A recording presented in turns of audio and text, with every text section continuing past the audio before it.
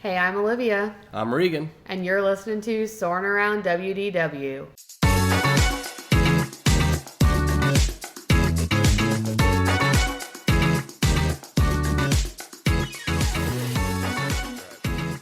Okay, so we are coming to you today together, which is a fun little twist. Yeah. I flew in to Orlando today so that we can do our challenge run tomorrow morning. So the time is near, the time is coming quickly.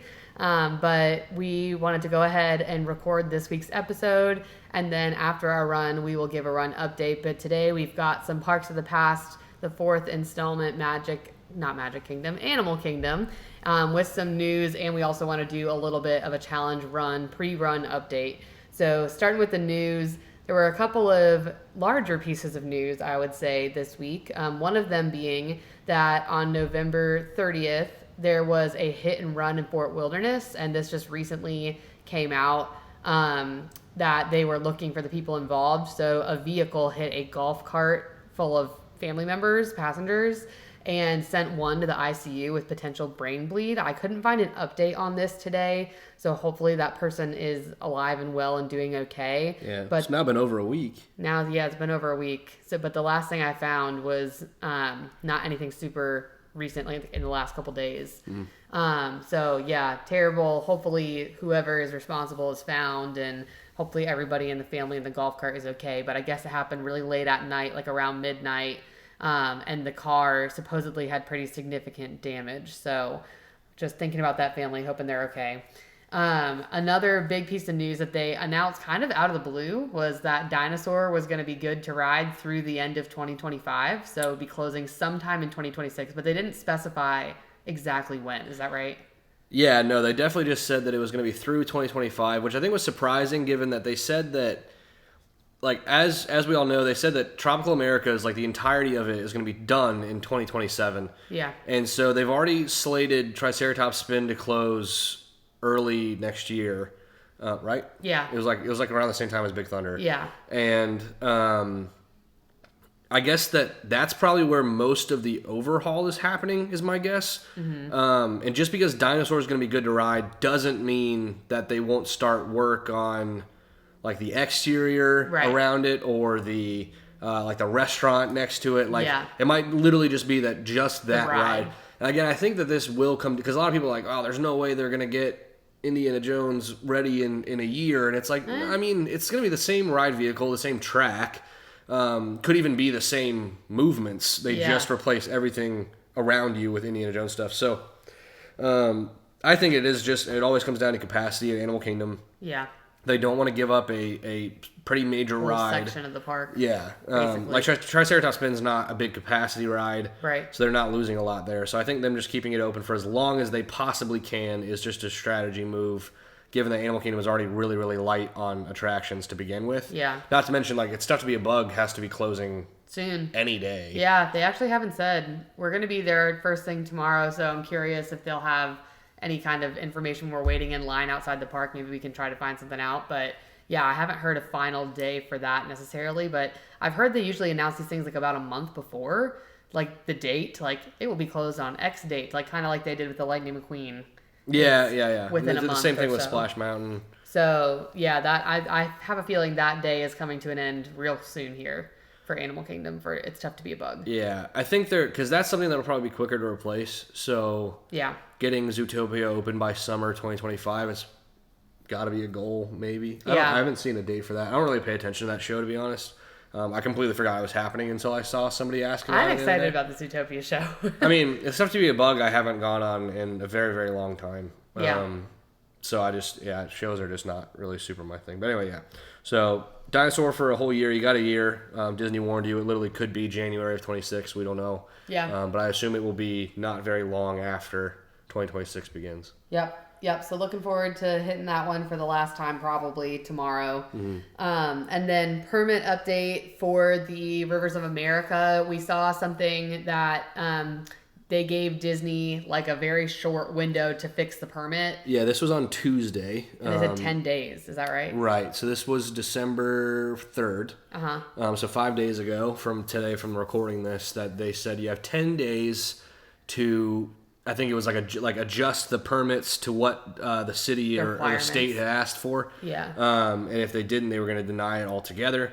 The only other thing that I've seen on this is that Disney asked for an extension on that time, the 10-day period. Because as we know, Disney doesn't work super quickly on a lot of these things. And so I think that putting them under time pressure like that may have caused them to compromise in things. And so they don't want to do that. So they're trying to ask for an extension.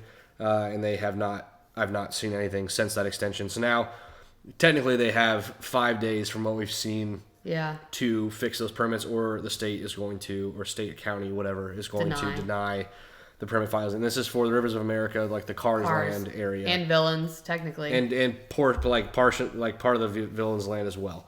So I think the main attraction, or the main affliction for this is the Cars area, because that's going to go literally straight on top of Rivers of America. Right. Whereas I think Villains Land was just going to touch like the upper right corner of it. Yeah, exactly. So anyway, we'll see what happens there. Hopefully Disney's not backing out of that change. That'd be so disappointing. Because that was a lot of what D23 was those two announcements. So to back out that quickly after would be pretty frustrating. Yeah. But in other news, for those announcements for Disneyland side of things, they did announce May 16th, 2025, the wall animatronic that's going to rotate with the Mr. Lincoln show at Disneyland will be opening. So that's exciting because we're going, my family and I are going the end of June. So we're hoping to catch that while we're there. But Disneyland also posted their whole schedule of events for 2025. And one thing that they included in that was that the Magic Happens Parade was not going to be returning to Disneyland in 2025. Which is their current daytime parade, current day, yeah. So there's basically like a bunch of new, they're bringing back the Paint the Night. There were a bunch of new things coming in 2025. And then, the daytime parade will be switched out. But they have a celebration for Lunar New Year, January 17th through February 16th. They have a Celebrate Gospel Disneyland, which I thought was so interesting. It's such a locals park. It's so different than Disney World. But February 8th and February 15th. They have their Food and Wine Festival at California Adventure, February 28th to April 21st. Star Wars Seasons of the Force, March 28th through May 11th.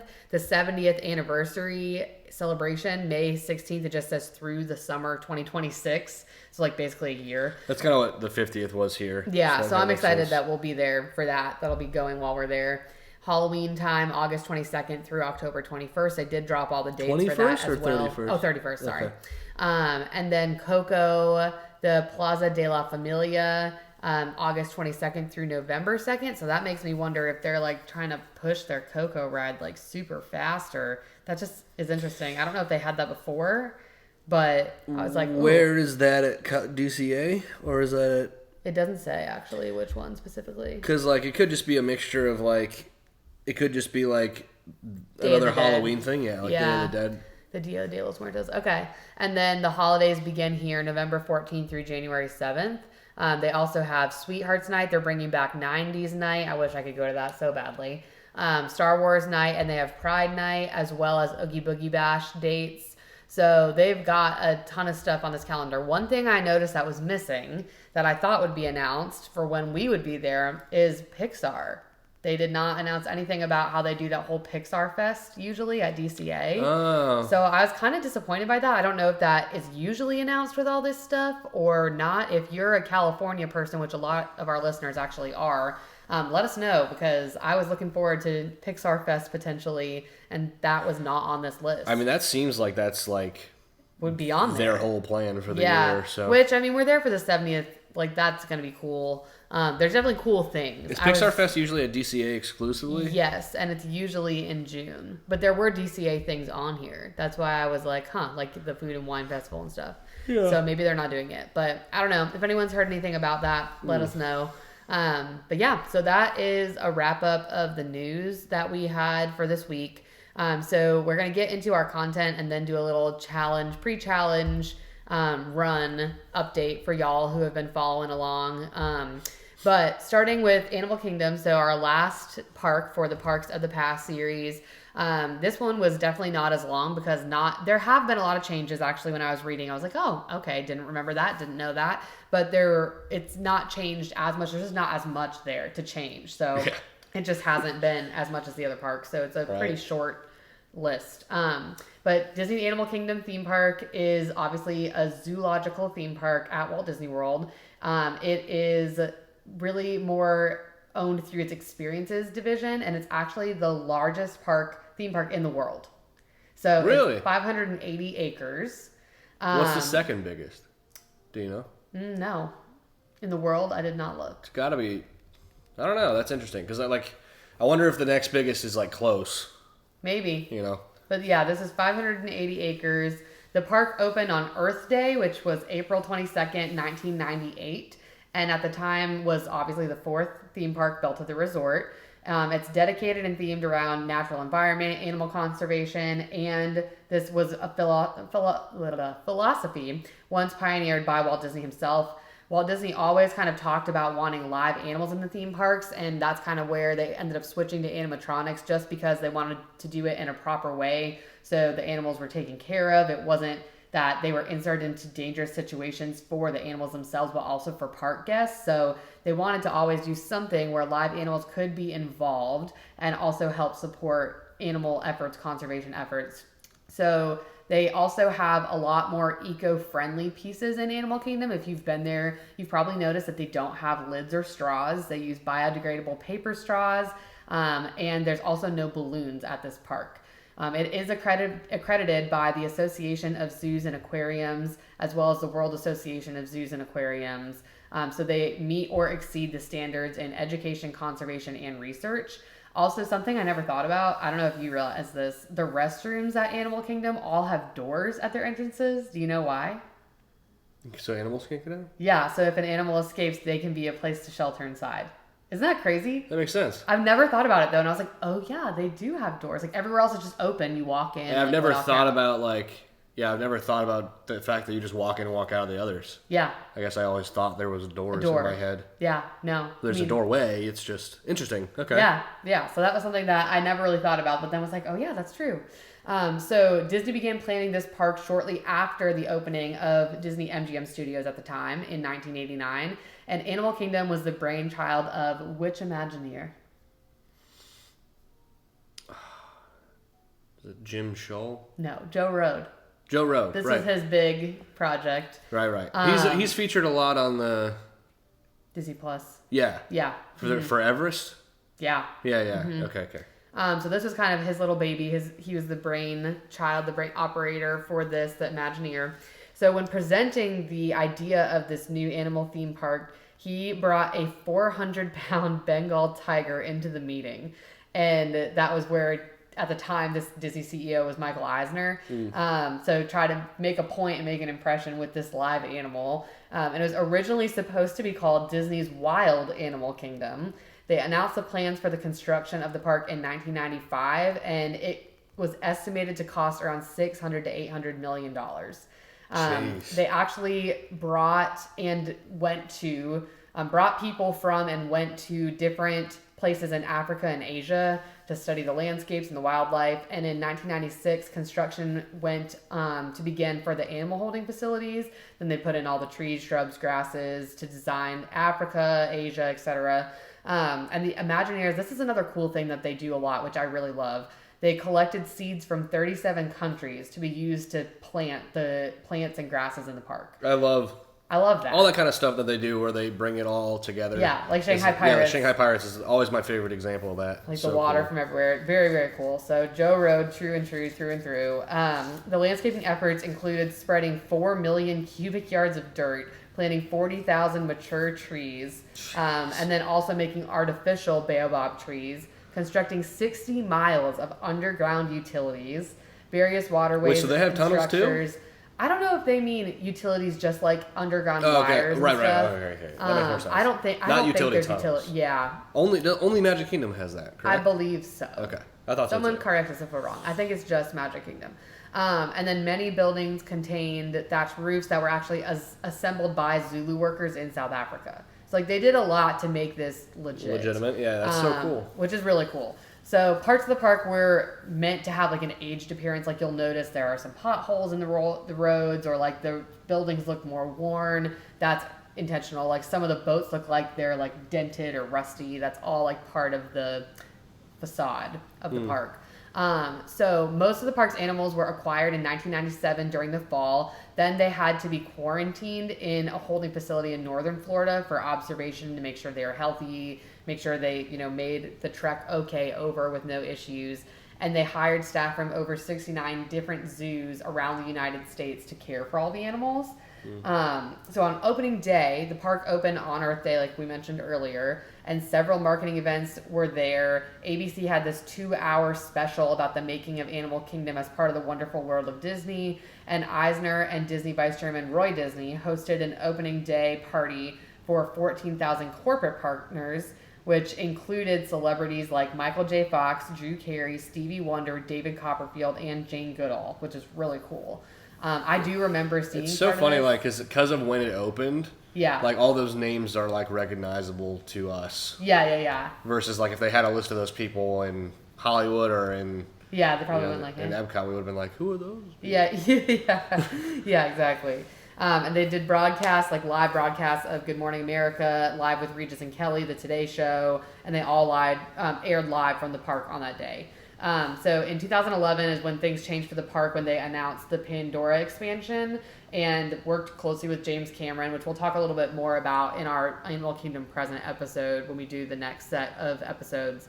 But that really made Animal Kingdom into a full day park. Before 2011, it was always called like a half day park or not. I still don't consider it a It's full day 100% a half day park. Yeah, people hate when you call it that, but I'm like, it is. It is. It is absolutely a half day park. So right now it's divided into 7 themed areas, which is hard to like believe. But then when they named them, I was like, okay, I guess so. So there's there's the park's Discovery River, which separates Discovery Island. And that has, the actual park itself as a whole has 2,000 animals representing about 200 species, which is a lot. Like, I guess I thought like a couple hundred. 2,000 animals, but I guess if you count birds, I don't know. Birds are like... 2,000 different types, you said? No, 2,000 animals, 200 total. Species. Okay. Different species. Yeah, I mean, there's a lot in the safari ride. Yeah. You don't see them every time. That's true. I got to count when we're on it, like the number of And then like the bird listed show... There's a lot of different birds. Yeah.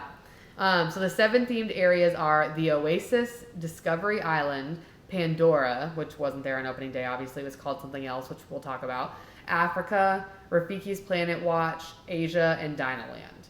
So those are the 7. Previously, the Pandora area, do you remember what it was called?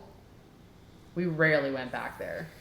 No, I don't. Camp Minnie and Mickey. Yeah, okay, I remember. Yeah. I remember that being a thing. And like the little statues they had of them, or like figures. 100%. So Camp Minnie and Mickey was themed as this rustic summer camp and was built as a placeholder because initially when they built this park, they did this big opening and then Paris opened and it was a failure and they lost a bunch of money and so they couldn't do what they wanted to do here. What was it?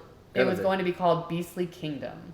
So have you heard about this? Yeah, okay. yeah. Because this is what people are saying now with Indiana Jones. They might be able to like kind of, and like with Everest and all that, they kind of... Yes. Okay. So like the initial plan for Animal Kingdom was like animals of the past, present, and future. So past being dinosaurs, present being present animals on the safari, and future being like dragons. Like there was like a dragon on the side. How is a dragon the future? I don't know. They're not real. That's what, well, fantasy, I guess. Yeah. So this unbuilt area, Beastly Kingdom, when it was originally thought of, the Animal Kingdom was focused on those 3 classes of animals, the ones that exist, they're now extinct, and then fantasy, I guess, like unicorns, dragons.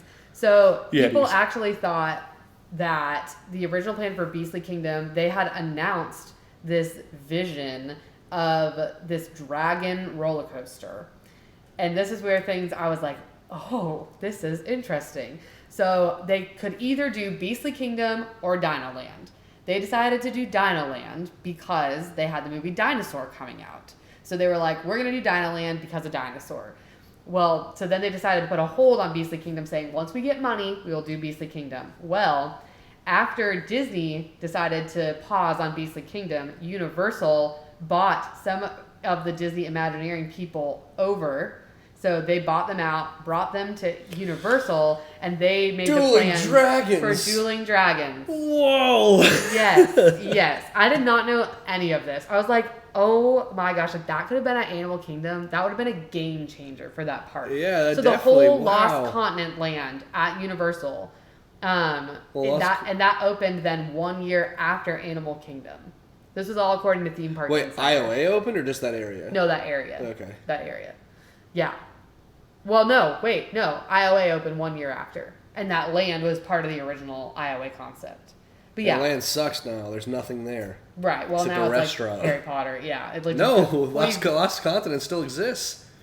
Between Seuss Land and Harry Potter Yeah, Land. kind of. I guess. There's just nothing there. Yeah, You just walk through it. Yeah. But it was Dueling Dragons. Was supposed to be Animal Kingdom. Wow. That would have been awesome. I mean, it probably wouldn't have been called that. But yeah, they had this whole plan. So originally, when opening day was planned for Animal Kingdom, there would have been 2 major thrill rides. Dino Land, there was supposed to be something called the Excavator, which was similar to something like Big Thunder Mountain.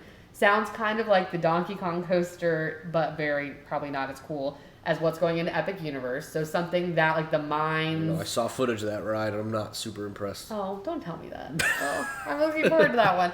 And that was supposed to be like where the the Dino Institute area was, kind of where all the Dino Land like games and stuff went, and like that whole primeval world, because that was not there on opening day. Right. It was just I kind of remember that happening. How old were we? Yeah. We were like old enough that I think we were there for that opening. Yeah. When they did all that Dino Land Primeval stuff. World slapped, dude. I know. We'll talk about it. And then the other thrill ride would have been called something around the terms of Dragon's Tower, which would have been in Beastly Kingdom, strapped into a suspended inverted roller coaster. And this is what it said, like by quote: create the sensation of flying along with bats on this ill-advised caper in a wild chase through dark caverns collapsing in ancient castle corridors in the fabled Golden Lair. The climax would have been a confrontation with a fiery breathing dragon. And this was from Mouse Planet. So they gave up all that for Dinosaur. Yeah, for Dinosaur. What a bummer. I've never been happier to know the dinosaur is going away. So that was the original plan. But as a zoological park, Disney's Animal Kingdom is engaged with different research and conservation efforts. Since the park's opening in 1998, the resident elephant herd has produced 7 calves, births in 2003, 2004, 5, 8, 10, 11, and 16. And just one now. And then, just one recently. Yeah, really recently. And then in 2008, the park's giraffe herd produced 4 newborns. The white rhinos have given birth to a female calf in 2006, and another one was transferred to Uganda in the first attempt to reintroduce white rhinos into the country. And that happened. So, like, they helped reintroduce white rhinos back in Africa, which is crazy. Like, hopefully it's still alive. Yeah, I didn't look up any other thing, because then I was like, oh God, I don't really want to know. But really, really cool. So it's awesome. It's very awesome. So getting to opening day attractions. So the attractions on opening day, and I'm kind of going to go in a weird order, but some things that were there that are no longer there or will soon be gone. There was something called the affection section in Africa, which was similar to like a petting zoo type area. No longer there. The Boneyard, which is still there, about to be gone. It's still open, right? I don't know. Okay. I never look at it. Yeah. Well, I guess we'll run through there tomorrow. I'm still not going to stop and look at it. No, but I'm just curious if it's even still like open or not. But that's about to go away. That's the playground area in Dinoland USA that was there on opening day. There were character greeting areas that are now gone in Camp Minnie and Mickey. There was the Colors of the Wind, Friends from the Animal Forest in Camp Minnie and Mickey, which was a show. I feel like I kind of remember that. Yeah, and that was similar to what we talked about, which we'll talk about too. That kind of changed to Pocahontas and her forest friends. We'll talk about that. That's not there anymore, is it? That's not. So that was in Pandora. We'll just jump to that one. So yeah, that was where Pandora was. So Pocahontas and her forest friends ran from 1998 through 2008. Yeah. And it was basically Pocahontas and the grandmother Willow brought these live animals, taught about the beauty of nature, all of that. I remember So that, was over in Camp Minnie Mickey, which no longer exists, obviously. So that closed 2008 in anticipation of Avatar being built a few years later. And then Countdown to Extinction, which is still there, but now Dinosaur, which is about to be gone, but then still will be there as Indiana Jones. That was there on opening day. That was the same ride vehicle concept? Yeah, same exact ride, except for the dinosaur statue out front, and the little addition of the dinosaur at the end was like from the movie, but otherwise, basically the same exact ride. Got it. The Cretaceous Trail was in Dinoland, USA, which was kind of near where Primeval Whirl and everything went. Cretaceous. Dinosaur Jubilee, which was from 1998 through 2000, and that was basically this whole area pre-Chester and Hester's Dinorama. It was basically where the carnival area is, and you just look at dinosaur artifacts. Really sounds like not much, which is why they scrapped it pretty quickly. It closed. What's there is not much either. True, that's true. Those poor workers that are working those game stalls. Yeah. No one ever interacts with. Yes, not many people. Well, now it's like people are trying to go and get their little dinos before they're all gone. It's like once Briar Rabbit was like, once Splash Mountain was closed, all those like stuffed animals were gone. I was just there. I didn't see anybody at those stalls. Oh, really? I feel like I've seen a lot of people on Instagram posting that they're trying to get the last ones. Discovery Riverboats. So Safari Village and Asia, they basically had where you rode through so it's like another means of getting across the park. So instead of walking, you would go from like close to where the safari was, and then ride over to Asia. And there was That's not far enough to justify a boat ride. It was open 1 year. Yeah. 1998 to 1999. Not far at all. It was basically like you rode on it, and there was this dinosaur animatronic in the water and a dragon that breathes fire. What? That's cool. Yeah, that was cool. Did we ever go on that? No, I don't think so. You said it was what year? 98 to 99, so probably not. I wouldn't have remembered it. But it basically said the trip was low-key and uneventful, calmly transporting guests from point A to point B, but the docks were later used for character readings. And now the river is really just used for, like, characters floating through. Right. They just, like, wave at you. Yeah, you're like, cool. And stuff. Yeah. That's it. Yeah. Festival of the Lion King is still there. That was there on opening day. Flights of Wonder, which has changed a few times. So that was there on opening day until December 2017. Then it changed to Up a Great Bird Adventure from 2018 through 2020. Then it reopened post-COVID as Feathered Friends in Flight, July 2023 now. Our friends who we planned the trip for on the podcast a little while ago, they're currently doing their trip right now, and he got to catch the bird during the show, so that was cool. And he like landed on him and then brought his stuff back. So yeah, that's still open. Fossil Preparation Lab in Dinoland, USA, is still there, I believe, actually. That's just like a little where you can pretend to like dig for fossils. Yeah. That's what I thought you were talking about when you talking about the boneyard. No, that's the playground. I don't think the playground's there. You don't? The ropes area and stuff? I don't think so. Okay. It's on the left when you walk in? It's like, it goes like over you too, I think. Yeah, I think the pit is still there where you dig for fossils on the right. Okay. And then if you go over the bridge, I don't think the playground's, I could be there. I could be wrong. I just don't pay attention, but. Yeah, I don't remember. We haven't done that in a long time. We spent a lot of time in that boneyard playground when we were younger. Yeah. Gorilla Falls Exploration Trail in Africa and Harambe in Africa. The Interactive Fun at Conservation Station in Africa. Those are all still around. It's Tough to Be a Bug is around, but for a very short period of time. That was their opening day. Imminent closures. Yep. And then there was a show that I did not remember, and I watched a YouTube video of it called Journey into the Jungle Book, and it was where Tarzan Rocks was. So it was there from only 1 year, 1998 to 1999, and it was basically just like... When did Tarzan come out? 99? That's a good question. I think so. Yeah, I think we saw it in theaters, and I think we were still living in Michigan when we saw it in theaters. So it either came out in 98 or 99. My guess is 99. Yeah, so 99, June 17th. To get into the creme de la creme of this park and like what I missed the most and the best show if you never saw it, Tarzan Rocks came to the theater where Finding Nemo the musical is. Technically it's in Dinoland. I don't really know why it's called that because it has nothing to do with Dinoland, but Tarzan Rocks was there from 1999 to 2006. Was it 99? Yep. Okay. And this show was incredible. It's the best show in Disney. It was the best show in Disney, hands down. It was a live band, live singers, roller skaters doing tricks, Tarzan and Jane. People dressed up like them. Phil Collins music live. It was all live. It was so good. Cool. It was probably a half an hour show. Good.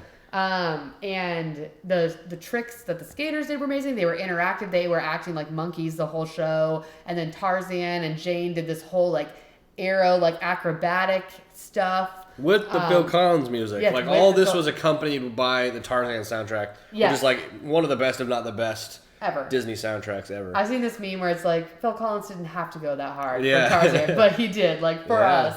So it was so good. And when we were kids, we went to the show every time we were at Animal Kingdom. It was literally, besides the safari, the highlight of our day. Yeah.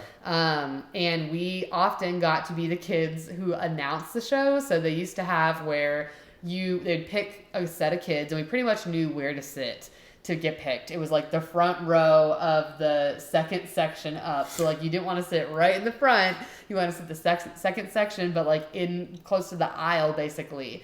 And they would come up and be like, "Oh, do you guys want to announce our show?" And we're like, "Yeah." And you get a little certificate. You get an It's a Kadoozy, which we talked about a few episodes ago, or like a Minute Maid lemonade thing with a wooden stick. They knew how to pay us. They did. Yeah. Magic Kingdom needed to take a note out of their book. Yeah. And then basically they'd be like, "Where are you from?" And we're like, Florida. And everyone's like, boo. And then the employees, they should have asked before. Yeah, they did not ask before. Because like I'm sure if you asked before, you'd be like, "Oh, we should probably pick somebody that came from a distance, from a long way away." Yeah, so we would have to be like, "We're from Florida," and then they'd be like, "All right, do your best Tarzan call." We'd have to stand up there and be like, and like bang on our chest. Yep. And then we got our It's Kadoozy. It was a great time, and then we got to watch the show while eating our It's Kadoozy. A transaction. It was great. We probably did that like 3 or 4 times. Yeah, I mean we have a lot of recordings of it. Yes, we do. But that show was the best. I mean, I'm sure it was expensive because they had to pay, like I said, live band, live singers, live roller skaters. And then at the very end, spoiler alert, but don't matter because it's gone, Tarzan and Jane swing down on a vine while he's doing the call. And they land on the stage. It is so good. It was, I mean, like, that was a 10, then Nemo's like a 1 in comparison. And Nemo's not even a bad show. Tarzan was just that good. Tarzan was so good. The fact that they have live singers and stuff in the Nemo show. No? Right. Yeah, they do. It's just not as much. Like there's not a live band. There's not live tricks. It's not as much. So it used to be an open air theater. So the sides were open, but they had these cloths that would come down right before the show started. So it was like not as bright, but it wasn't dark. Like the Nemo show is now in an enclosed theater. But like just put Tarzan Rocks in the enclosed theater. Yeah, I know. Bring it back. Bring it back. That's the one thing, Disney. I saw some stupid April Fool's joke one time that was like, here's the things Disney's bringing back. And that was on the list. And I was like, oh! And then I realized it was April Fool's. And I was like, I hate whoever made this. Like, you just ruined my life because I thought it was coming back. Yeah. That is the one thing that I wish they would bring back. That and the Great Movie Ride. Like, please bring it back. Tarzan Rocks that's probably the only thing that I would genuinely like beg for it to come back. That's such a good show. I would love to be able to show my wife that show. So replaced by Finding Nemo the musical, which we'll talk about in our Parks of the Present. But yeah, incredible show. We never saw Jungle Book, but it was similar, not live band and live singers and stuff necessarily, but kind of took you through the movie. They played some songs from the soundtrack. They had the characters like Baloo dressed up on the stage. But yeah, it didn't last very long because Tarzan came out, which was a great move because it was great. Somebody described it on the internet as like they went for the first time and they were like, "Are you ready for the live concert?" And they were like, "What?" And then they saw the show and they were like, "Oh my gosh." Like it was just so good. Like they were so impressed. I wonder if attendance started to drop and that's why I wonder if it was more about just getting an enclosed theater. Probably an enclosed why theater. Take it away? Is Tarzan not popular anymore? I don't know, but Phil Collins? It's still included in like every nighttime show to some degree. Yeah, I think Nemo was just the new hit thing. It was very big when it first came out. But Nemo came out way before 2008. 2006. No. Look it up. Maybe a little, but I don't know. I think Nemo was just so popular. But they could have built a theater somewhere else in that park for Nemo. It just really bothered me. Well, like you also have like the Nemo stuff at Epcot already. Just put it at Epcot. Well, it came out in 2003. Oh, 2003. See, Nemo had already been out for... But the Nemo stuff at Epcot, did that come in 2003? When did Tarzan Rocks come out or end? Closed 2006. Yeah, 3 years later. Nemo was not that big 3 years after. Yeah, because Dory didn't come for a long time after Nemo. I don't know. but trash. It's a tragedy. And what's weird is that they sing the song in the new Nemo musical, The Big Blue World. Yeah. Which isn't in the movie in any capacity, and it's also in the ride at Epcot. Yes, it is. That's why I think the ride at Epcot... Just put it all together. I don't know. Yeah, they should have put it all together. I know, they should have put it all together. They have space. They're getting rid of all the animals in Living Seas, so it's like, put it in there. Wait, what? They're not all of them. They're getting rid of like the dolphins and the manatee. Why? I don't know. I wonder because of all the stuff that happened with SeaWorld, or no, because this is so long after that. I'm not sure. If you know the answer. SeaWorld's also like moving away from animals. I don't know. That's horrible. Maybe, but I mean, I don't think it's because of anything that's actively happening. I think SeaWorld couldn't escape a narrative that had been drawn about them, and so now they're trying to shift it to be more about just like roller coasters and stuff. And I mean, they're doing a good job. Yeah, they're opening a new roller coaster like every year. But anyway, this isn't a SeaWorld podcast. Yeah, no SeaWorld here. So anyways, that was gone. That was one of the best.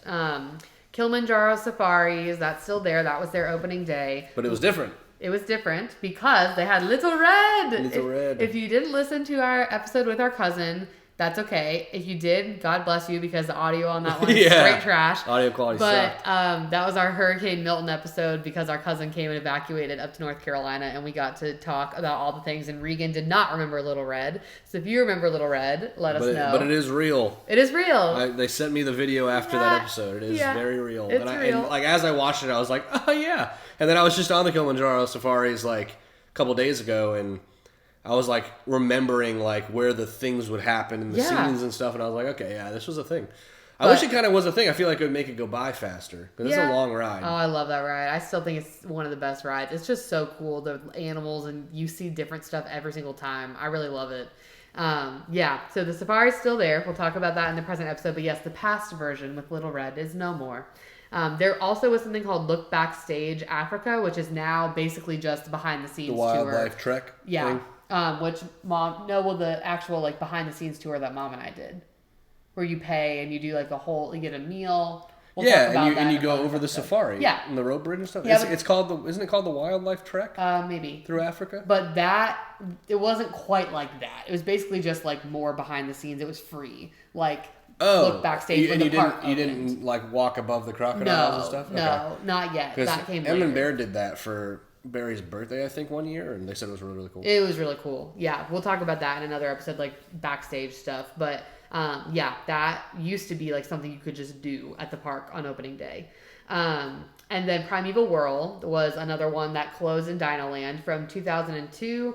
It opened in 2002. That's when they kind of did this whole Chester area in Dinoland, and then officially closed in January 2020. So interesting enough, pre-COVID, but they never replaced it with anything. They just destroyed it. And I was like, why? Well, I kind of maybe know why. 2 people died, employees, because of that ride. Did you know that? I must have zoned out for a second. What ride? Primeval Whirl. Oh. Yeah. Really? Yes. So it closed 2002. It was open, closed January 2020. So pre-COVID. So it wasn't anything to do with like COVID, and then it didn't come back. So basically, 2 employees died, not at the same time. Separate employees incidents. Died. Employees. One got whacked on the head at some part of the ride. They were like trying to help get people out, and the ride kept moving, and they got whacked by something and later died. And then another employee had like a similar episode with something with the ride vehicle not stopping properly. And so we'll have to do like a dark side of Disney, things that have happened in the parks. But yeah, both of them died. So I don't know if that's why. One of them fell from the ride platform and hit her head. Okay, and then the other one got hit in the head by something when trying to help like stop a vehicle or something. The ride was closed to the public and she suffered head trauma. But both of those were way before 2020. So like, why did it all of a sudden close? It always had like a line-ish. It closed in 2020? January 2020. And then it just that's never like came back. pre-COVID too. I know, yeah, that's what I'm saying. What the heck? I didn't even know it was open that long. I thought it closed way before that. But I always thought, like, why did they close that and not the dino, like... Rama area? Yeah. Because that's like all that was Primeval Whirl. That was I know, but why get rid of it? Unless it's because of that stuff way later. I mean, people die, though. They can't possibly be. We're sorry for these people's families. I don't mean this. No, but I mean, like, people probably have like died from other rides that are not closed. I don't know. We're going to talk about it in another episode because this made me want to do some serious digging. But I was like, how bizarre that this closed. Anyways, so it was like a mousetrap ride. If you never rode it, it was similar to many other mousetrap rides in other parks, except it was themed better. Like it was the Great longer. Goofini? Yeah, kind of like the Great Goofini. No, Goofy Sky School. Oh, yeah, Sky School. That's what it's called, yeah. And then also at Busch Gardens, they have a very similar. Cheetah Hunt is like very similar. Not Cheetah Chase. Not Cheetah Chase. No. No, the opposite. Opposite. Cheetah Chase is the one, the mousetrap. Yes, Cheetah Hunt is the big one. Yes, so they have, like, other parks have it, but it was replaced by absolutely nothing. But that is eventually now, it's going to be replaced by the Tropical Americas, like Casita House for Encanto will be back that way. But I think the house like area will be where the ride was. I think the show building is going to be behind it. Yeah. So because you'll see when we go tomorrow. I was on Triceratops Spin the other day too, and like that area is leveled already where Primeval Whirl was. Yeah. And like it's not very big. Yeah. So I feel like that's going to be like where the entrance to the queue probably is. Yeah, that would make sense. And then that was it as far as like what's no longer there. Other things, well, there was something called the Dinosaur Jubilee, which we talked a little bit about. But the Tree of Life was there, the Tree of Life Garden was there, and the Wildlife Express, which unfortunately is still there. Okay. Are you struggling? my legs. My legs are killing me. Regan's 6'3" and he's sitting with his knees folded because we're both trying to share this one mic as we're together. 6'3" is fake news. I'm 6'2". Okay. Oh my God, 1 inch shorter. You're about to say it's fake news. I'm 5'11". Like, I don't want the internet to be coming up to me with a tape measure. Everyone hypes their height. That's a thing. Athletes do that. They add an inch and a couple pounds. 6'2" might be hyping the height. I don't know. I haven't measured myself in quite some time. I want to measure. Okay, anyways. Changing topic. All right, so that's everything for Animal Kingdom. So out of that, obviously, we both missed the most Tarzan Rocks. Yeah, 100%. We bring back Tarzan Rocks. 100%. We're very excited about Tropical Americas. Yeah. Adios to Dino Land. Adios to Dinosaur. We like Dinosaur. We're okay with Dinosaur leaving. My back hurts after that ride. I don't like Dinosaur. Oh, you don't? I like it. It freaks me out. It does freak me out, too. Like, Indiana Jones, the reason I like Indiana Jones better at Disneyland is it just feels like it's like a fun adventure. It's not like oh my God, all these things are so loud around every corner. Yeah, true. And there's like so much darkness in that ride, and it's so aggressive. I mean, Indiana Jones is aggressive too. And like I said, I don't think they'll change anything about the actual ride path or the aggression. Maybe. I don't know. We'll see. So old versus new, I was going to do Tarzan Rocks versus Nemo. That's not even a conversation. So we can just say Tarzan Rocks because we're running short on time and want to talk about the challenge too. Sure, yeah. All right, we both say Tarzan Rocks. What about trivia? Do you want to do that now or after? Well, I mean, what do you think? We'll do it after. Okay. So I'll talk a little bit about our challenge day tomorrow. It's now safe for me to talk about because this is going to come out after we've already run. But we'll review the week after. So the week after this one comes out, we'll review how it actually went versus what we planned. So this is going to be the what we've planned episode. Which, as anyone knows that's ever run the challenge or even thought about it, you can only plan so much. The reality is you are at the will of the parks and operations of the parks. We just had the community challenge day was this last Wednesday. So I got to meet like everyone in the EveryRide community, which was super awesome. It was so cool to be able to meet everybody and hang out with them a bit. Yeah, hi to the EveryRide community. Thank you for listening. But we, they all ran on Wednesday the 4th, and it was arguably one of the worst, if not the worst, park operations day I've ever seen. So like they all had great plans and great strategies, and I think the highest ride count that day was like 41, 42. And that included some purchases of the Premier Pass, the super expensive thing. So like at the end of the day, you can plan for a bunch of things, but if things break down or if whatever happens, you're just kind of screwed. To give you context, like Guardians was down for 90% of the day. Yeah. I've never even had it break down once on me and I've ridden it probably 100 times. We had a breakdown when I went with Gretchen in April. We were going our second time towards the end of the night, and we were in line, and it broke down, and we had to wait like half an hour for it to come back up. But half an hour, I mean, not hours. Like, right. I mean, this hours and hours. And and it didn't even open. Is that right, or did it open and then? It opened and closed, Oh, and it actually opened twice, I think, throughout the day, for short spurts. But so like that kind of stuff can just happen, and that's sad, and it is a lot of money to spend to make an attempt, but it can happen. Anyway, so our plan, we're starting at Animal Kingdom. Animal Kingdom is the only park tomorrow that has 7:30 a.m. early entry. All the other parks open at 8:30 a.m. That might not be true. Hollywood Studios might have 8 o'clock a.m., but it's kind of pointless anyway. So we're going to start at Animal Kingdom, trying to arrive at 6 o'clock at the parking structure area. They open the parking lot at 6:30. Unfortunately, buses do get in before that, which sucks, but it doesn't super matter. So we're going in at 6:30, or we'll go stand in line at security until about 6:45.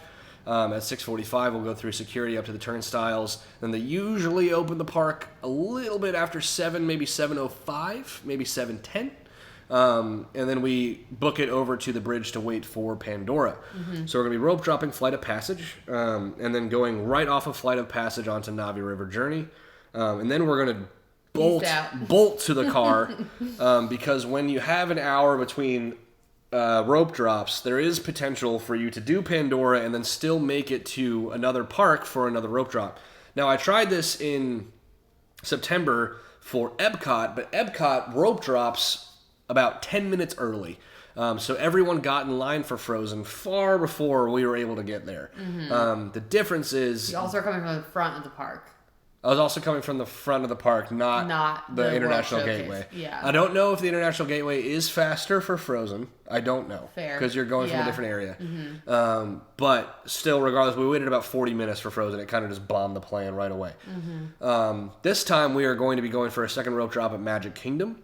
So it is farther to drive. Yeah. But we're not rope dropping one of the two major rides that everyone rope drops. Right. So the timing of which we arrive doesn't matter as much. We're going to be trying to rope drop Peter Pan rather than rope dropping Seven Dwarfs Mine Train or Tron. And that's because we have an individual lightning lane for Seven Dwarfs Mine Train. And Tron. Yes. Well, Tron, we have individual lightning lane? Yeah.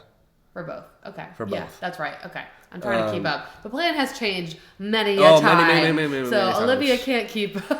I just am along for the run. So, and again, like, this is what I say now, and this might change between now and tomorrow morning, but I'm pretty set on this plan. So, after watching the wait times throughout the week, of like what times rides start to pick up, for those of you that don't know, when you rope drop in Magic Kingdom, only the right side of the park opens. So, like, Fantasyland and Tomorrowland open, Frontierland and Adventureland do not. Those open at regular entry time, so like 9 o'clock. Same goes for Tron. Tron is not an early entry ride, but people still will line up for it for early entry and waste their whole 30 minutes waiting for Tron. Because it's standby now. To each their own. So we're going for Peter Pan and Pooh right out of the gate. Those are quick rides to get out of the way, but also two rides that are extremely hard to get lightning lanes for. And can get long get really long waits real quickly. Yeah. So assuming that a lot of people are going to go from Seven Dwarfs to Pan, we're going to go from Pan to Pooh. And then from Pooh to Astro Orbiter. Why Astro Orbiter, do you ask? Because that ride will lose you so much time later in the day. The elevator up, the elevator down, the line into it. There's no lightning lane. The amount of people that go into it, there's no lightning lane for it. If you have to wait anything more than just walking up and getting on an elevator for that ride, it's going to take at least 30 minutes. Yeah. And that's not worth it. So we're going to Astro after that, and then we're going to hit our Speedway lightning lane. So we have a Speedway lightning lane pre-booked. Because we only do one tier 1 and 2 tier 2 rides. So Speedway is one of our tier 2 rides, so that way I can scan that and then book another tier 1 ride immediately. Right away. So we're going to scan Speedway and do that, so that I can book a Space Mountain lightning lane, and then we're going to go from Speedway all the way over to Haunted Mansion. Yep. So that is because what I noticed is because Haunted Mansion doesn't open with early entry, it kind of gets ignored for the first hour to hour and a half the park's open. Like, every time that I've looked at the park early in the morning, it's a 13-minute wait around this time of year. During Halloween, it pops off, like, immediately. Yeah, because everyone is Yeah, there it's for just, that. like, for the vibes, yeah. But we are praying to the Haunted Mansion gods that we don't get stuck. Yes, this is the ride that screwed us so bad last time. We got stuck for about 40 minutes, 2 different breakdowns during our one ride. Mm-hmm. And we are praying that does not happen. That ride always breaks down on us. So please, Haunted Mansion gods, don't let us break down. Yeah. So then we're going to double back and kind of hit. So what I notice is that wait times for the rest of Fantasyland stay really low in the morning because everyone's in line for the ones that are major. So everyone's in line for Tron, Big Seven Thunder. Dwarfs, Peter Pan, not Big Thunder. Big Thunder is actually pretty empty. It's just the travel time to get over there that's not super worth it. So what we do is we're going to double back and go up and do Small World, go to the Carousel, hit up Ariel, Dumbo, and Barnstormer, and then take the train to the front of the park. Why? So we can do Main Street Vehicles right off the train. So that way that's out of the way. For Main Street Vehicles, we're going to go do our Jingle Cruise Lightning Lane, which was our Tier 1 Lightning Lane. The reason I booked that is because last year, Jingle Cruise was like a terrifying thing for us because we did it during the Christmas party where there is no lightning lanes. Yeah. And it was packed all night long. Except for when the fireworks were happening. Which we got on it during the fireworks. Which is what we did. Yeah. We got really lucky, though. And so rather than just having that be a stressor all day, I just went ahead and pre-booked that. So that way we know that we have a lightning lane for that. It is crazy to me that Jungle/Jingle Cruise is a Tier 1. But I digress. I agree. So then from Jingle Cruise, we're going to book either Pirates or Big Thunder. And then we're going to go over and do our Buzz Lightning Lane, which is pre-booked as well. And we'll book either Pirates or Big Thunder off of that. And then we're going to go up and do the TTA, hit Space Mountain, the lightning lane for Space Mountain, that we booked after the cars, which gives us plenty of time. So I figured that would give us a lot of time to, like, even if that Space Mountain lightning lane is farther out than I want it to be, we can do it then. And then we'll probably try and book a quick Teacups, like a hop-on Teacups lightning lane, which shouldn't be hard at all. It's one of the least booked lightning lanes ever. That's just, it could be a 5-minute wait. It's just to save those extra seconds. After we go over to do Teacups and then book a Tiana's. So Tiana's lightning lanes are not as hard to come across as people think they are. So we're going to book a Tiana's there. There's going to be then we're going to go do our Mine Train single pass while we're up there by the Teacups. So now Fantasyland is done. Then we're going to double back and do Carousel of Progress because we're still on that side of the park, on the right side of the park. And then that'll buy us enough time for our Tron Lightning Lane, our Tron Individual Lightning or Lightning Lane Single Pass, which starts at 12:20. That'll buy us enough time for that, so we'll go up and do Tron. So now everything in Tomorrowland and Fantasyland is done. Yep. So then we go over from Tron to do Carpets, and which I put that we're going to wait for. If we have to do everything else, then come back to it later. Like if we have to book a lightning, whatever, we will. So then Pirates Lightning Lane that we booked earlier, and then we'll book a Mickey and Minnie's Runaway Railway, and then Tiana's Bayou Adventure, which we booked previously. We'll book a Rock and Roller Coaster Lightning Lane, and then Big Thunder Lightning Lane that we booked earlier as well, and then we'll book a Safari Lightning Lane. So that Safari Lightning Lane is going to be our ticket through Animal Kingdom. So the longer you wait during the day in Animal Kingdom, everything except for Navi River Journey becomes insanely easy to get a hold of because everyone's already done everything by the time you get there. Leaving, So everyone's left. So we're going to book Safari, and then we literally just book, and go across the entirety of Animal Kingdom. Which is what happened last time. We had good luck at Animal Kingdom last year. Super easy park. And we're taking advantage of the 3-hour expiration rule for Mickey and Minnie's and Rock and Roller Coaster. So as long as we have a time that's booked from 2:45 on, we'll be able to have those expire and then utilize Lightning Lane drops for Slinky, Toy Story Mania, and Tower of Terror. So we'll be able to walk into Hollywood Studios after we're done with Animal Kingdom, having everything that we need except for Alien Swirling Saucers. Yep. So after Big Thunder, we're going to do the rafts, the Tom Sawyer's rafts, which do not count for EveryRide, but do count for Parkeology. If we are super, super far behind in time at this point, we will skip the rafts. Yeah. And then the riverboat at the 2 o'clock riverboat will be our last thing that we do. Those two things could be switched into the mix at some point, depending on if we have to wait for lightning lanes or not. But right now they're scheduled to be the last things we do.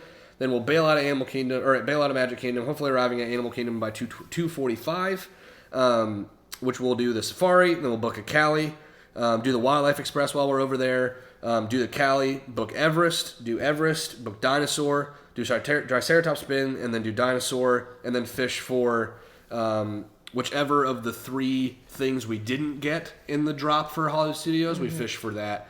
So it'll be either Mania or Tower, because Slinky is always the main focus at that drop. Yeah.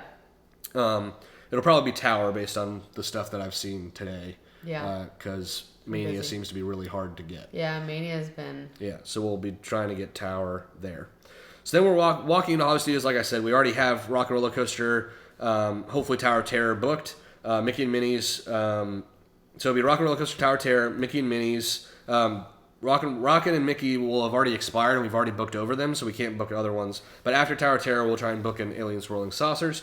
Go to Toy Story Mania, and then after Toy Story Mania, for the rest of the time that we are in Epcot, I'm going to be, or at that Hollywood Studios, I'm going to be fishing for a Remy or a Frozen Lightning Lane. Which is crazy. Which is crazy. But I'm going to start trying for it. We're now late in the day. It'll be really, really hard to get that. But if one pops, it could save us an astronomical amount of time in a standby line at the end of the night. So, those of you that haven't put it together, we're ending at Epcot. And Epcot is the park that has the deluxe evening hours, the extended evening hours for deluxe hotels. And we have, instead of regularly it closes at 11, we have until 11:30. So we have an extra 30 minutes, which is actually 30 minutes less than we had last year. But last year, we had an hour and a half that we lost to park hopping rules. And an hour later in the morning. And we were an hour later in the morning. So we're technically gaining still time. 2 hours, effectively. Which is, we definitely would have finished if we had 2 hours last year. Yeah. 1,000%. Well, for us, it would have been the early closers that screwed us.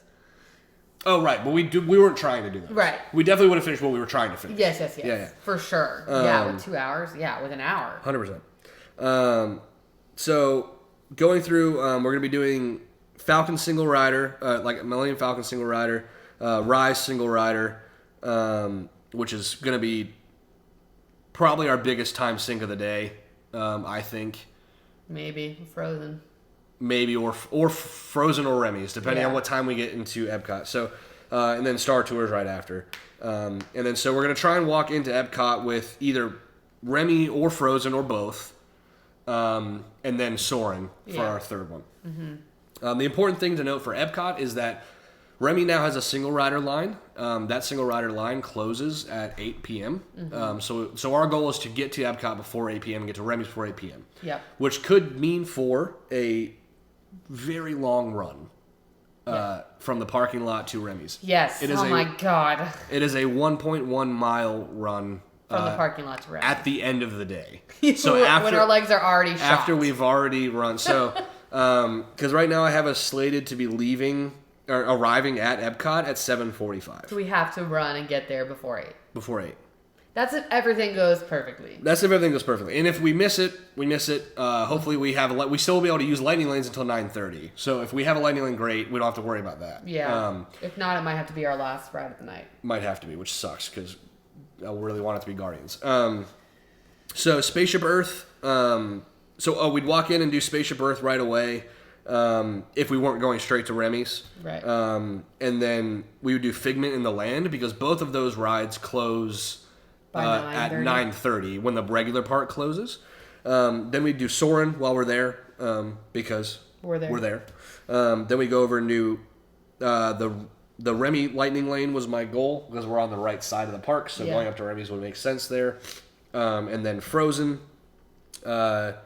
which I hope that we'd be able to get over to Frozen with a Lightning Lane still at that point. I have us on it at 9:35, but that means I have us scanning into it before then. So that would be like a final minute. A Hail Mary. Yeah. This is like best case scenario. So it's like, and then Frozen 3 cabs over to Nemo to Mission Space, and Mission Space to Guardians. And I had us getting on Guardians at 11 p.m., so that gave me 30 minutes throughout the day for everything to go wrong. And so it also, I think there's a few things, especially early on in the day, that I'm overestimating how long it's going to take us at Magic Kingdom. The brothers, WDW, have the record, I think, for clearing Magic Kingdom in 5 hours. What do you have us clearing at right now? 6. Okay. So it's doable. Yeah. And everything was open the same when they did it. Not Tiana's. Yeah, Tiana's is a little problem child. So when our friends did the run, But they also didn't. Oh, they did do rafts. Yeah, they did do rafts. Our EveryRide challenge friends did this. Ryan, that guy Ryan, he used to work at Splash Mountain, and he got stuck on Tiana's and had to get evacuated off the ride, which is crazy. So we're really hoping for no evacs. But another one of our friends said that he would donate $20 if we got evacuated off a ride. So there's like a positive and the terrible if that were to happen. But we are really hoping, because the problem with evacs, it's cool, but it takes a lot of time, and on a challenge day, it would ruin us. I already tweeted about it. Evacing off of any ride makes me very, very nervous. I don't know why. I'm like very scared of evacs. Really? Very scared. Have you ever been evac'd? Yeah. Okay. And I was very scared. Oh, really? I don't know why. It makes me super nervous. Okay. I think that it's because I've heard of stories of like, I don't think this ever actually happened, but people like falling off of the ride vehicles and then getting run over or something. Like that scares me. It scares me to think about like when I saw a video of the guy that like took his kid out of the boat in Pirates and was walking around. That's crazy. Like that makes me super nervous. That's crazy, yeah. Like I could never be. I don't know what it is about rides. I don't know if it was just the way I grew up, but like thinking about being the only person on a ride makes me super nervous. Like being a tester in the morning, if I had to like open a ride and had to just ride it by myself, I would be like crapping my pants. Oh my god! I don't know why. So it makes funny. me so uncomfortable. That's so funny. And like that'd be so cool. And I think that's why rides like Dinosaur and stuff freak me out to this day, is because I'm always like, ugh, what if this goes wrong right now? Yeah. Like you know when it's like running at you, and it like comes at you like here, and I'm like, what if it just didn't stop? Yeah, and knocked And you it out just, or something. it just fell on us. No, that's probably like a lot of weight. Like, anyway. We digress. I have really like irrational fears when it comes to breaking down rides. So hopefully that doesn't happen. So this is our plan. We are prepped and ready. I meant to film so many things, and we just ran short on time. But I meant to film what we have in our backpacks and kind of go through what we've got in there. But basically, we each packed a backpack, but we're only going to bring one into the park. We're going to bring Regan's into the park. And in that backpack has both of our charging bricks with charging cables. We have our magic bands on us. We're going to have extra set of clothes, extra set of shoes. Well, I actually couldn't fit an extra set of shoes into my suitcase. I flew Frontier, don't recommend, down here and had to shove a tiny personal bag together and couldn't fit an extra pair of shoes. So I have my tennis shoes. It's not forecast to rain. It literally says 0% chance. And cloudy all day. So really beautiful. Grateful for that. The low is like 56. The high is 78. Yeah. So it's really a great day for a run weather-wise. The only way that we get soaked is like on Cali or on Splash. Tiana. I'm just going to try to put my feet up. If they get a little wet, whatever. I just don't want them soaked. Last time when we got drenched, I mean, it was like dumping water out of our shoes. We were so drenched from the rain. We have rain jackets to wear on Tiana's and Cali. So we're prepared. So yeah, we have the rain jackets, we have medicine, we have Band-Aids, we have food, we have drinks, we have a cooler with drinks, we have our water cups. We've got it all. We're ready. We're ready. Far more prepared this year than we were last year. In every way. Yeah. I mean, I think it's just like the experience of doing it. Yeah. And this is now my 4th attempt. Yeah. My 2nd. Yeah. Yeah. And so like I feel very, very prepared. It's like I was talking about the evacuations. It's like that sounds like, oh well, then you would gain time because they'd probably give you a multi-pass. And it's like, well, if we have to use or like whatever, we've already planned for the minimum amount of time to be spent on each ride. Yep. So like if we're not either walking on it or having a lightning lane to begin with, we're already behind. Yeah, it's just so much strategy. And that's what somebody else was asking me, like, how do you plan for this? I'm like, well, we learned last year, you make a plan, and then that plan changes very quickly based on the event. So and you adapt. Yeah, you just have to constantly adapt. Yeah, from we have to run. One end of the park to the other if you have to. Like, whatever you just cannot waste, you cannot just freeze. Yeah. You have to, like, quickly just be like, okay, decide. If not this, then this, go. Yeah. And it's like, it's easy to get in your head and start to like, okay, should we do this? Should we do that? And like, it's a lot. We're also like, I'm tweeting, Regan's fishing for lightning lanes, but that is going to be a little easier this time because last time it was the old system where you only get one at a time. This time it's a little bit easier, but there's still a lot of fishing, trading, looking at things constantly. I'll be tweeting. We'll also be trying to vlog again because that worked out last year and people liked it, so we're going to try to do that again. So it's just a lot of things happening at once. By the end of the night, our brains are dead, our bodies are dead. We're just ready to crash. And this year, we did get a hotel, even though now Regan's living in Orlando currently, but like temporarily. So yeah, we are not driving far back anywhere. We're gonna just like crash, shower, crash, eat something. And we did also, we went to Publix. We got Publix subs this time to put in the cooler and then in our backpacks. Well, last time we were able to stop and have a meal because we don't have that capacity this time. Because of the park hopping rule. So this time we're packing Publix subs. We have tons of snacks. So we're just hoping that will hold us through. We're really hoping that this will be it and the breakdowns won't kill us because we feel bad for our friends that that was hard to watch. All ran and they had, I felt every single one of y'all's pain, like even because I was there in the morning with them at Flight of Passage and it delayed 15 minutes and like even that I was like crushed for them. Every minute just counts, and when you start off bad, it's really hard to like motivate yourself and pick yourself back up, keep going. And you can see like in the pictures last year, we were looking at them earlier today, and it's like excited, and then like towards the rain, it was like drenched, miserable, and then it's like Magic Kingdom, like Regan's just hard. Like sad, tired, I was cold. So upset. We were really cold. It was windy. It was, oh my gosh, the weather last year was really rough. But like we're going into tomorrow, like we hope, and we have 53 rides on our list. We're hoping to hit all 53, but ultimately like the goal is just to do better than we did last year. So like and I don't think we should have a problem in doing that. I think that if every ride broke down that has problems consistently, like we'd still hit a higher number than we did last year. So because with the early closers, we have a better strategy for. We're not ending at Magic Kingdom. We're ending at Epcot. Like it's just, and it's cool to do it differently. Like originally, I was like, oh gosh, we're not doing the same path. Like I feel more comfortable with the same path. But now it's like it's kind of more fun to do something different. It has a strategy for sure. Yeah. But like Olivia was saying with the decision making, it's like every single decision you make could make or break the entire day. Yeah, well, and the brothers talked about this. They were on a podcast not after they did their successful completion of 52, 51, whatever it was.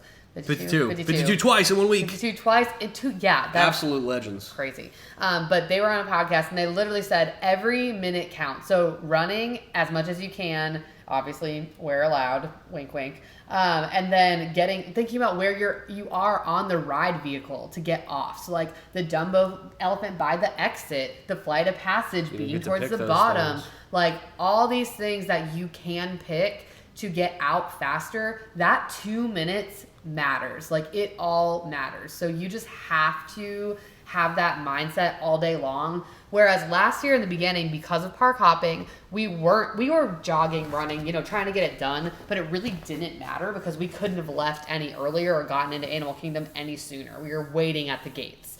So this year we don't have that. So it's like, except for the morning, we have to go as fast as we can the whole day. Yeah. The only thing that like we could potentially have any amount of a break is the very early morning, like at rope drop, and then at the second rope drop. Right. After that second rope drop at Magic, it's nonstop until close. Right. Yeah. So it's going to be very interesting. Last year, I think we did 4 or 5 bathroom breaks quick. Like we did. Really? Yeah, I think so. So we, in the morning, I'm trying to think. At Epcot, we did it before or after we ate because we weren't in a time rush. We did it on Soarin. I came off of Soarin and we were separated. We did single rider for that one because that had a single rider line. So we did a bathroom break then. You did a I did a bathroom break then. I had broken down. I got on the ride vehicle. I remember we did one outside of Tron. We did one again outside of Animal Kingdom. So I don't know. We did at least 4. So that's going to be interesting. Yeah, hopefully we don't have to do that many. Yeah. So we hit 44 last year. So our goal is to do at least 45. Yeah. I guess we'll do 46 because I did 45. Yeah, you did 45, so 46. Yeah. I mean, obviously we really want 52, 53. But It's okay. It's all for the fun. It's all for the. We are like hardcore trying to fundraise this year. Like we have. Thank you to those who have donated. Yeah. We are wearing our Give Kids the World shirts to start out tomorrow. Once they get stinky, we're probably going to toss them and switch to our toss other, them. Not okay. We're going to change in the out wash. of them. Excuse me. Yeah. And then change into different shirts. But we are. Yeah, we are. We've got some people who have freaking legs are dying. My legs are broken. This is like not intelligent, right? Yeah, before maybe I'm about to run. spread your legs out. We're almost done. Anyways. So that's our strat. We're going into it. We're going to stretch tomorrow morning. Regan did not prep for cardio. So guys, shame on him. We're going to see how this goes. He's going to be so dead on Y'all Tuesday. don't know. I'm an animal. You'll see. He was demonstrating his speed walk running. Don't even be stressing. And I was crying. I got this on lock. Oh my god. It's just a casual marathon, that's all. Just legit, with no training, just do this marathon. Also so stressed. You don't think I got it like that? You'll see. Oh my god. You'll see. Alright, well, we're going to try to go pretend like we're going to get some sleep at some point and get up. Our alarms are set for 5 a.m. I already showered. Reed's going to shower in the morning. We're going to be ready to roll. So wish us luck. We will update y'all on the other side and follow along. Well, by the time this comes out, it'll be over. So go look at our Twitter history. You don't have to wait till next week. You can just see if we succeeded or failed. Listen to next week's episode. It'll be good for you to hear if we. I'll break it down for you, but yeah, we're gonna break it down and talk about all the exciting adventures. I'm sure there will be fun stuff. I'm sure there will be stress. I'm sure there will be drama. We're in it for the drama, in it for the tea. That's why people listen to that episode. Why else would they listen to that episode? What episode? When we do the post run. Oh, yeah. People like it. Okay. Anyways, thanks for listening. Right. Oh, wait. We didn't do trivia. All right, real quick. Sorry. We're already over. Why not? So, trivia for Animal Kingdom. The section or land designed to represent Africa is a fictitious village known as Harambe. What is Harambe Swahili for? A, coming together. B, land of animals. C, city of delights. Or D, place of enchantment. I'm going to say coming together. Land of animals. I know that's not right. I should know this because of the gorilla. Okay, let's see. I picked another quiz that's really dumb and hard to... Coming together! Nice, good job. Whoop. All right, y'all. If anyone knows anybody that's in Club 33... hit me up. Well, I thought you know someone. Now I know people that are in Club 33, so if you're listening to this, I want to see what it is, please. Just please bring them in. I just want to see it. That's it. You can literally just pop me in and out. But I'm just curious to see what it's all about. So, yeah. All right, we're going to go stretch and get some sleep. All right, have a good night. Adios. Bye.